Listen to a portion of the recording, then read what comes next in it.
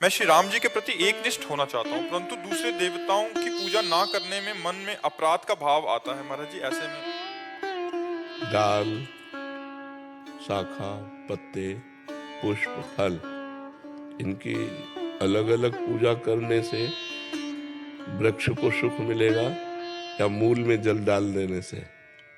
मूल में।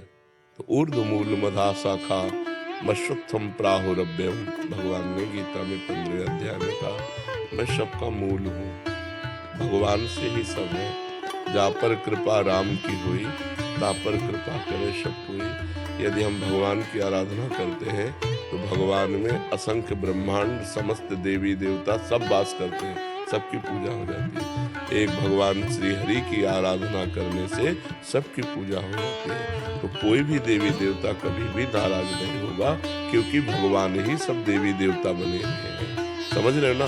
तो यदि भगवान श्री राम के चरणों की अनन्य भाव से आराधना करते हो तो समस्त देवी देवताओं की आराधना अपने आप हो जाती है। लेकिन किसी देवी देवता की आराधना से संपूर्ण आराधना नहीं होगी, क्योंकि आप उसे एक नामधारी देवता केवल समझ रहे हैं। अगर उसमें भगवान भाव कर लो, जैसे गोस्वामी जी कह रहे हैं जड़ चेतन जग जीव जत सकल राम में जान।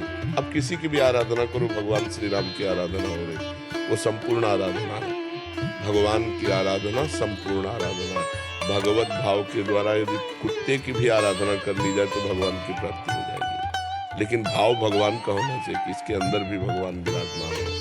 तो जैसे गीता जी में भगवान ने कहा कि देवता की आराधना करने वाले देवताओं को प्राप्त होते हैं, पितरों की आराधना करने वाले पितरों को प्राप्त होते हैं, भूतों की आराधना करने वाले भूतों को प्राप्त होते हैं, मेरी आराधना करने वाले मेरे को प्राप्त होते हैं। तो फिर सब में भगवान है, तो उनकी आराधना से भगवान को क्यों नहीं प्राप्त हुए? क्योंकि उन्होंने भगवत भाव नहीं किया। पितरों में पितर भाव किया, देवी देवताओं में देवताओं का भाव किया। तो हमें चाहिए कि हम जैसे गोस्वामी तुलसीदास जी ने सबकी वंदना की है विनय पत्रिका में, लेकिन सबसे यही मांगा कि सिया राम के चरणों में प्रेम हो। अगर हम किसी देवी देवता की आराधना करें भी तो हम उन्हें भगवान के भाव से देखें कि भगवान इस देवी के रूप में, इस देवता के रूप में है, और उनसे वरदान यही मांगे कि हमारे इष्ट में हमें प्रीति प्राप्त हो। जिनको हमने इष्ट माना, राम श्याम शिव जो भी, उनमें हमारी प्रीति प्राप्त हो, कोई अपराध नहीं। देवता स्वार्थी थोड़ी है। भगवान श्री राम की पूजा करने से समस्त ब्रह्मांडों की पूजा होगी, क्योंकि भगवान ही सब रूपों में विराजमान है। सुदेश जी दिल्ली से। श्री हरिवंश महाराज जी, कर्म और भक्ति के बीच संतुलन कैसे बनाए? कर्म ही भक्ति है। जो कर्म भगवान के लिए किया जाता है वो भक्ति है, और जो कर्म भगवान से विमुख करने वाला होता है वही बंधन का कारक है। जैसे अपने पति से प्यार करना धर्म है, लेकिन पर पुरुषों की तरफ दृष्टि रखना अधर्म है।